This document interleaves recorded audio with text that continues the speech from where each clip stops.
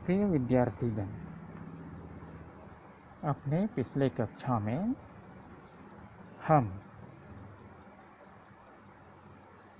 अपने पाठ्यपुस्तक स्पर्श भाग 2 में से बड़े भाई साहब पाठ के कुछ अंश पढ़े व समझे हैं। हम यहाँ यह समझ चुके हैं कि बड़े भाई जो दिन भर पढ़ाई लिखाई में लगे हुए रहते थे, वह ध्यान से न पढ़ने के कारण फेल होते गए, और छोटे भाई जो पढ़ाई से ज़्यादा खेल कूद में ध्यान रखते थे और पढ़ाई लिखाई में कम ही ध्यान देता था, वह कुछ घंटों तक भी ही सही ध्यान से पढ़ने के कारण पास होते गए। और इस प्रकार से जब बड़े भाई फेल होते गए और छोटे भाई पास होते गए, तो जो बड़ा भाई था वह छोटे भाई को पढ़ाई नहीं करने के कारण डांटता था। वह अब डांटना छोड़ दिया था। इससे छोटा भाई लापरवाह हो चुका था। पहले तो अपने भाई के डांट फटकार सुनकर कुछ पढ़ लिख लेता था, लेकिन अब वह पढ़ाई लिखाई बिल्कुल ही छोड़कर खेल कूद में ज़्यादा रुचि रखने लगा था। तो आइए अब हम पाठ को जारी रखते हैं। मेरा जी पढ़ने में बिल्कुल नहीं लगता था। 1 घंटा भी किताब लेकर बैठना पहाड़ था। मौका पाते ही हॉस्टल से निकलकर मैदान में आ जाता और कभी कभी कंकरियाँ उछालता, कभी कागज की तितलियाँ उड़ाता, और कहीं कोई साथी मिल गया तो पूछना ही क्या, कभी 4 दीवारी पर चढ़कर नीचे कूद रहे हैं, कभी फाटक पर सवार आगे पीछे चलाते हुए मोटर कार का आनंद उठा रहे हैं। लेकिन कमरे में आते ही भाई साहब का रुद्र रूप देखकर प्राण सूख जाते हैं। उनका पहला सवाल यह होता, कहाँ थे? हमेशा यही सवाल इसी ध्वनि में हमेशा पूछा जाता था, और इसका जवाब मेरे पास केवल मौन था, अर्थात वह चुप रहता था। न जाने मेरे मुंह से यह बात क्यों न निकलती कि जरा बाहर खेल रहा था। मेरा मौन कह देता था कि मुझे अपना अपराध स्वीकार है, और भाई साहब के लिए उसके सिवा और कोई इलाज न था कि स्नेह और रोष से मिले हुए शब्दों में मेरा सत्कार करें। तो छोटे भाई का पढ़ाई लिखाई में बिल्कुल भी मन नहीं लगता था। 1 घंटा किताब लेकर बैठना उसे पहाड़ जैसा लगता था, का मतलब बहुत कठिन लगता था। वह मुश्किल से 1 घंटा किताब लेकर बैठ पाता था। वह जैसे ही मौका मिलता था, वह हॉस्टल से निकलकर मैदान में चले जाते थे और वहाँ कंकर उठाकर इधर उधर उछालता फिरता था, और कभी कभी कागज की तितलियाँ बनाकर उड़ाता था। और कहीं कोई साथी मिल जाए तो पूछना ही क्या, अर्थात मस्ती करने लगते थे। कभी कभी फाटक पर सवार अर्थात गेट पर सवार होकर उसे आगे पीछे चलाते, मानो कि मोटर कार चला रहा हो, और उसी के आनंद उठाते हैं। लेकिन कमरे में आते ही भाई साहब का रौद्र रूप अर्थात गुस्से से भरे चेहरा देखकर वह भयभीत हो जाते हैं, और उसका पहला सवाल यह होता कि कहाँ थे, और वह हमेशा उसी ध्वनि में वही सवाल बार बार दोहराते। और इसके उत्तर में छोटे भाई मौन रह जाता है, अर्थात चुपचाप रह जाता है। तो चुपचाप रहने का अर्थ ये होता है कि उसे अपना अपराध स्वीकार है और बड़े भाई साहब के लिए उसके सिवा और कोई इलाज न था, अर्थात वह सिर्फ इतना ही कर पाता था कि उससे पूछताछ करता था कि वह कहाँ थे, और कभी कभी गुस्सा दिखाते थे और कभी कभी डांट फटकार भी देते थे। इस तरह अंग्रेजी पढ़ोगे तो ज़िंदगी भर पढ़ते रहोगे और एक हर्फ न आएगा। अंग्रेजी पढ़ना कोई हंसी का खेल नहीं है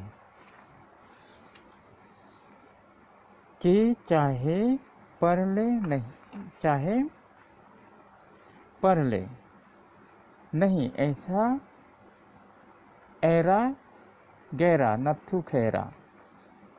सभी अंग्रेजी के विद्वान हो जाते हैं। यहाँ रात दिन आंखें फोड़नी पड़ती हैं और खून जलाना पड़ता है, तब कहीं विद्या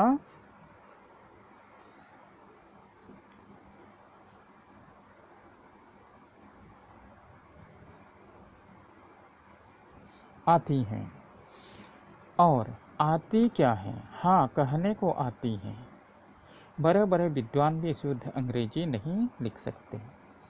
बोलना तो दूर रहा, और मैं कहता हूँ तुम कितने घोघा हो कि मुझे देख कर भी सबक नहीं लेते। मैं कितनी मेहनत करता हूँ, यह तुम अपनी आँखों से देखते हो। अगर नहीं देखते तो यह तुम्हारी आँखों का कसूर है, तुम्हारी बुद्धि का कसूर है। इतने मेले तमाशे होते हैं, मुझे तुमने कभी देखने जाते देखा है? रोज ही क्रिकेट और हॉकी मैच होते हैं, मैं पास नहीं फटकता, हमेशा पढ़ता रहता हूँ। उस पर भी एक एक दर्जे में 2-2, 3-3 साल पढ़ा रहता हूँ। फिर भी तुम कैसे आशा करते हो कि यूं खेल कूद में वक्त गंवाकर पास हो जाओगे? मुझे तो 2 ही 3 साल लगते हैं। तुम उम्र भर इसी दर्जे में परे सरते रहोगे। अगर तुम्हें इस तरह उम्र गंवानी है तो बेहतर है घर चले जाओ और मज़े से गुल्ली डंडा खेलो। दादा की गाढ़ी कमाई के रुपए क्यों बर्बाद करते हो तुम?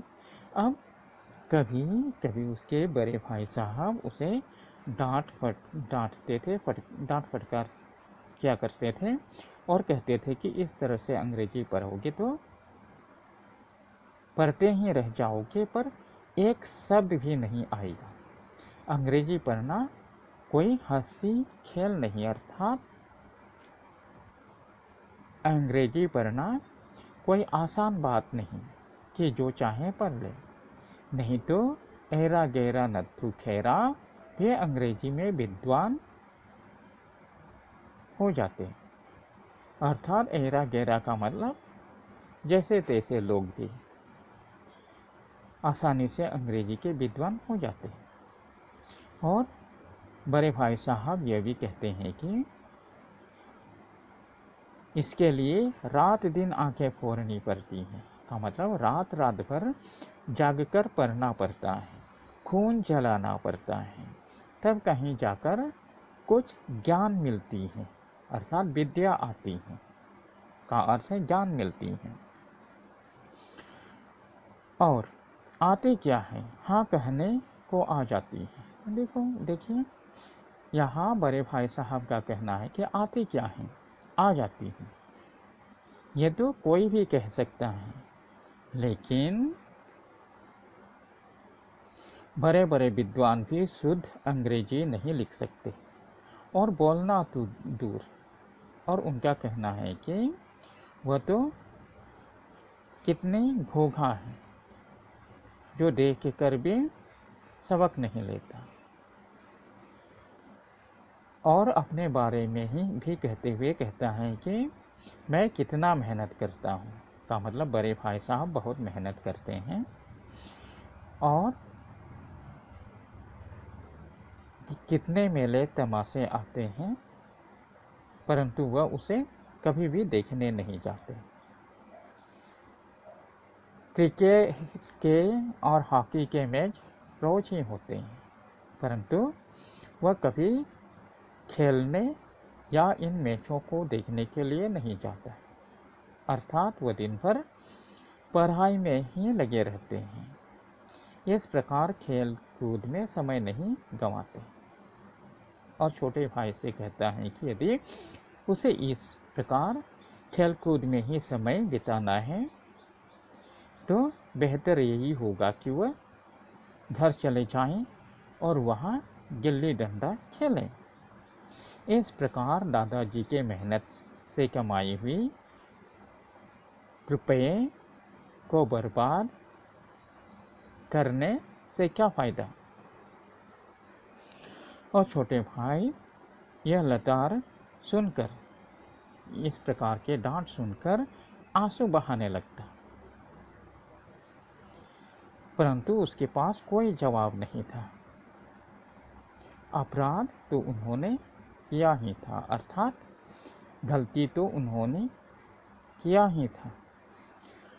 भाई साहब इस प्रकार के उपदेश देने में बहुत निपुण थे, अर्थात उसके बड़े भाई साहब इस प्रकार के उपदेश दिया करते थे। और इस प्रकार के उपदेश सुनकर छोटे भाई को बहुत बुरा लगता था, उसके हिम्मत टूट जाती थी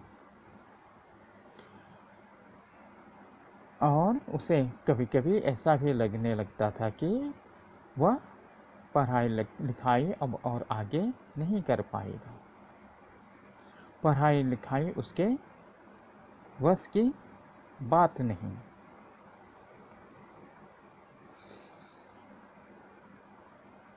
और फिर वह सोचने लगता कि बड़े भाई साहब के कहे अनुसार क्यों न वह घर चले जाएं।